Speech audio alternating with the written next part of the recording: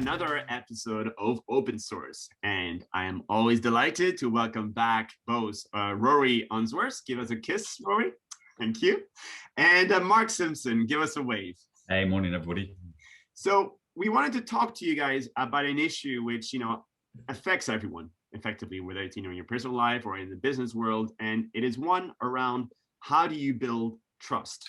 And we were having this conversation, the three of us actually, I think it was earlier this week. And we kind of looked at it from the perspective, how do you build trust, from this tech play a role in building trust? Blockchain is often seen as this trust foundational technology. Do you build trust, in terms of your team? For example, if you're an entrepreneur and you go through to a venture capitalist to raise funding and you say, well, trust us, we're experienced professionals. Or do you build trust by getting somebody else to vouch for you? For example, a third party, a regulator, or a standards agency. So there are different ways of building trust. And I'm going to open the floor now to Rory and to Mark for them to share their insights. And of course, I'll comment on my way in. Rory, do you want to perhaps kick it off and share your thoughts? Sure. Well, I mean, I was sort of mulling this over, and for me, this trust thing turns out to be a bit kind of misleading, or at least, I did a bit of searching on Google and stuff, and it all looked a little bit basic, like how to be good employees or good employers, be nice to people, deliver on promises, that kind of thing. And it makes it sound like, only service-minded people ever won trust, the good guys. But actually, lots of people who aren't nice and lots of stories that are completely unbelievable gain trust. Yes. Right. So sometimes that aspect of trust to me looked a little bit like Kant, 10 things you can do to gain trust, blah, blah, blah. So for me, the first thing to know is, what kind of trust do you want to gain from people? And what do you want to gain from their trust? And let's be honest here, right? Do you want them to buy your product? Or do you want to take their data? Do you want to take their freedom? That's a good point. So I'm much more interested in that darker side, the Machiavellian sides of trust. For me, it's really interesting how fake news gains trust. Yes. Right? Pizzagate, that was fantastic, right? Yeah. It's inherently unbelievable, but it's capable of gaining trust. How, And then you can take it further. Nazism, right? It's not very sustainable, but it did gain trust. Yeah. And then my all-time favorite, Bernie Madoff, may he rest in peace. Not a trustworthy guy, I would say, now that the facts have come out, but you don't have to be trustworthy to be trusted. So there is a question then, of course, of short-term trust and a long-term trust from a relationship perspective. Do you want to gain enough trust just to get an objective done, a sale or something, or are you here to build a long-term relationship? Right. We can do sustainability in another episode, but I think, that initial engine of trust is a very interesting one to study. And, here, I don't know whether you can still hear the bells outside, but here is Ascension Day in Zurich, right? I don't know if it is such a festival in a public holiday in the UK, but it's a Christian festival and it celebrates the day Jesus' body went to heaven. Yeah. Right. And to some people, that sounds unlikely. But billions of people around the world are taking the day off and reflecting, or they're going, mountain biking, or they're making podcasts no one listens to, or whatever they're doing. And Eid, it's Eid today, isn't it, Walid? Yes, so the correct. End of Ramadan, and today billions of Muslims. Walid, you were telling me you had your first enjoyable coffee of the day. Yes. Congratulations. Thank you. Billions of you guys can start eating again during the day and having your coffee because during Ramadan people fast around the world to honor Allah. So Ramadan is the month, and this was interesting to me. It's the month in which the Quran was revealed. That's why it's important. And in speaking about itself, the Quran says it's a guidance for mankind. Yeah. And it is clear proofs of the guidance. So it proves itself. Yeah. Right? Interesting, huh? And what follows after that in the Quran is a bunch of words. It's just words, and they take the forms of sentences and paragraphs which tell stories and give lessons, and it's a path very much like any trusted book, like the Bible, whatever. Yeah. And that trust results in actions, namely, in your case, behaviors. Yeah, exactly. Right. And the thing is, it comes back, do you trust, the religious institution? Do you trust whatever other institutions, and yeah. That's the word. Yes. That's the word, Walid, the institution, so you've got the content, but it's, for me, the institutionalization is interesting, right? Yeah. And this form for me is more interesting. I think that word for me is more interesting than trust. It's institutionalization of a message, of a religion, of a business, or whatever it is, right? Yeah. And take Bitcoin, right? And I'm getting quite excited here. And I can see. Take Bitcoin.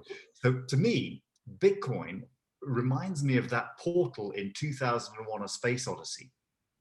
Ah, yes. There's that portal that suddenly appears, and it makes a kind of mystical sound, and this amazing thing, it just appeared, and it looks like a man-made artifact, but is it? It's swathed in mystery, and already people have killed each other over Bitcoin. They've made fortunes and so forth, right? It's a game changer, and it has Elon Musk talking glowingly about it, whereas he talks badly about Dogecoin, and what happens? It goes down 30%.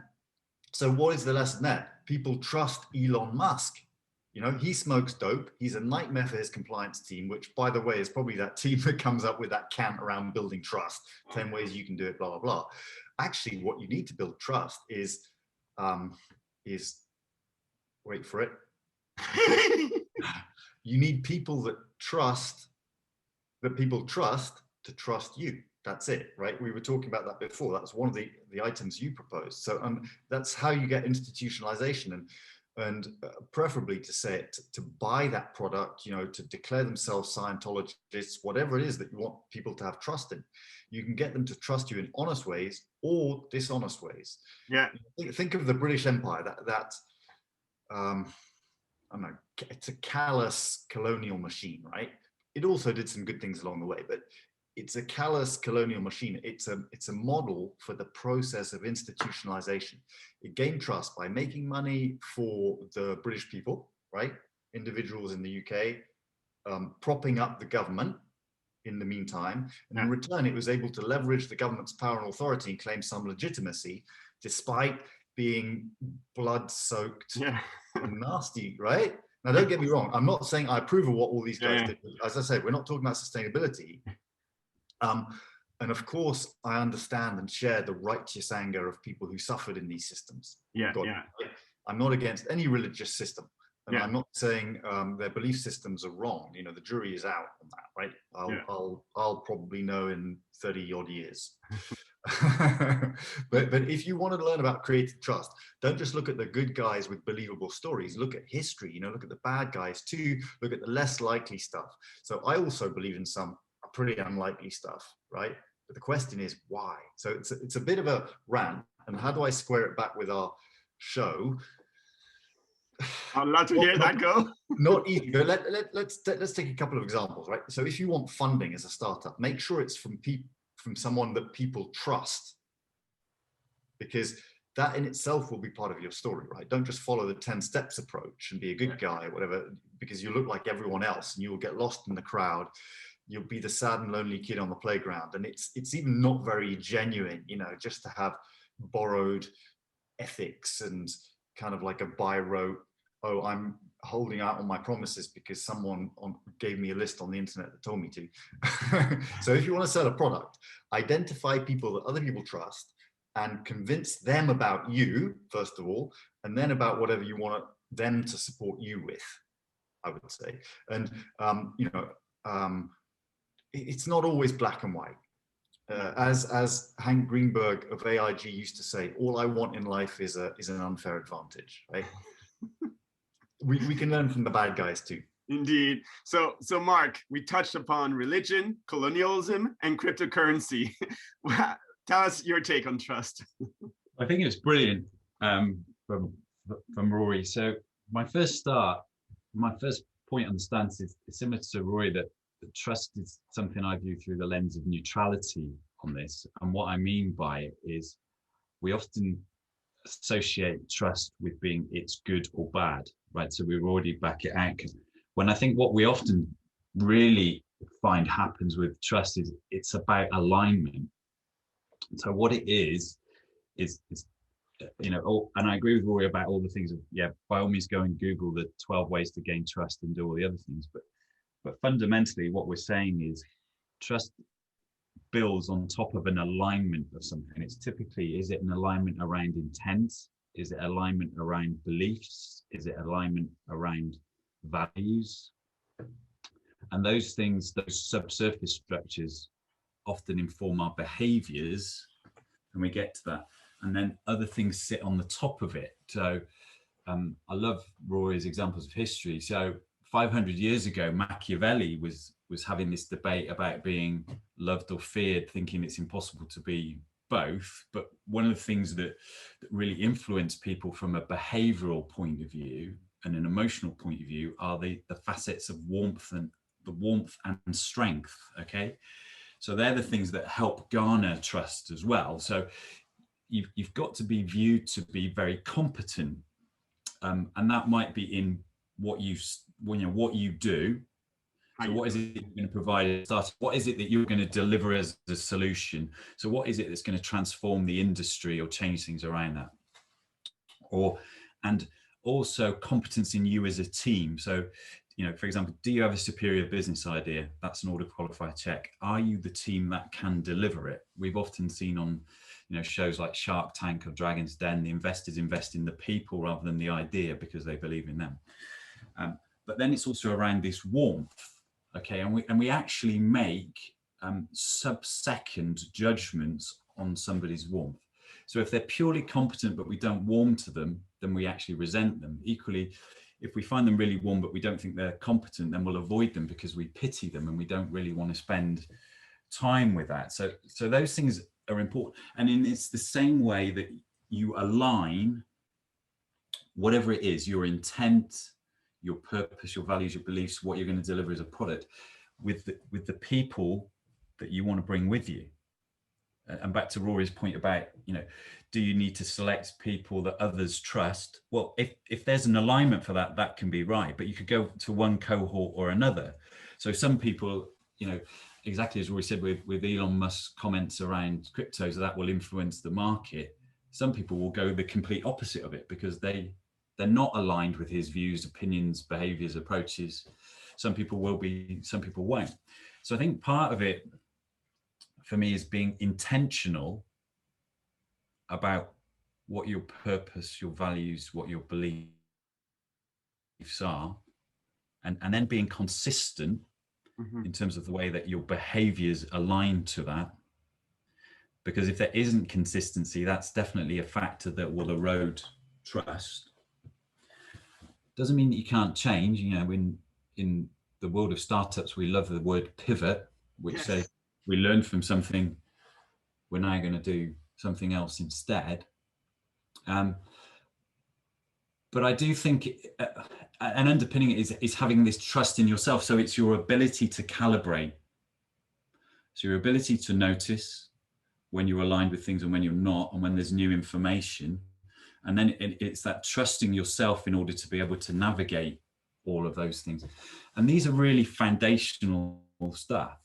And so often we get back to effect. People want the quick wins. How do I build trust? How do I build a $1 zillion business? How can I be a unicorn? And how can I get there quick? Why? Because there's a belief, I think, that's being reinforced in society now about you've got a right to everything, and there's an entitlement piece, and immediacy, and we're often trading immediacy over quality. That's a bit of a soapbox for me as well. So. It's interesting because if I was to look at it perhaps from a really just a startup perspective, now for me, trust from a startup perspective, especially when you're raising funding, is a lot is about managing risk. And so when you start at the beginning, like the seed funding kind of stage, you know, there's a couple of series of factors that creates that perception of trust, or at least lowers the risk barrier. One is who introduced you to the investor, right? Because if actually that is, I'm vouching for them, I think they're pretty good. So you get some level of trust. And then it is, what is the credibility of your team? Have you done other startups in the past, or are you an expert in your field? Tell me something that shows me that if I give you the money, you can repeat the successes from the past, or that you've learned from the failures from the past and avoiding repeating them. And then there's the third element, which is how much money are you putting in there? How much do you trust yourself and the idea? And then the fourth one, of course, is based on data. What kind of early traction? What are some of the signals you've gotten from the market regarding your proposition? Once you've managed to jump that hurdle and you start looking for a Series A much larger sum of money, then the trust factors change. It is, of course, still the team, but it's looking now, if you're going to put some weights at the beginning of the seed funding, a lot of it is on the team because there's very little data. And when you go towards a Series A, it's more like this, where the data plays a bigger role in terms of, can I trust that this proposition has legs and that it can scale? Because that's what really a Series A is to give a product or a proposition the ability to scale to a certain level, and Series B is to scale usually much bigger, right?